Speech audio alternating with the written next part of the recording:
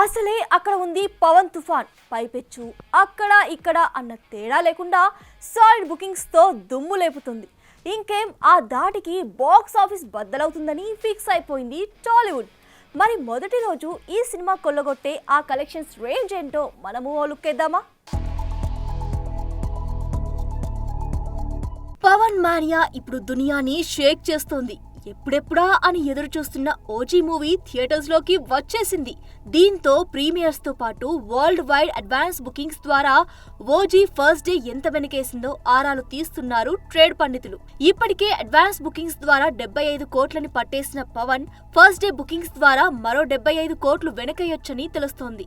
అంటే అన్నీ కలుపుకొని ఫస్ట్ డే వరల్డ్ వైడ్ గా దాదాపు 150 కోట్లన్నమాట. ఇప్పటి వరకు పవన్ కెరీర్ లో హైయెస్ట్ ఫస్ట్ డే కలెక్షన్స్ 70 కోట్లు.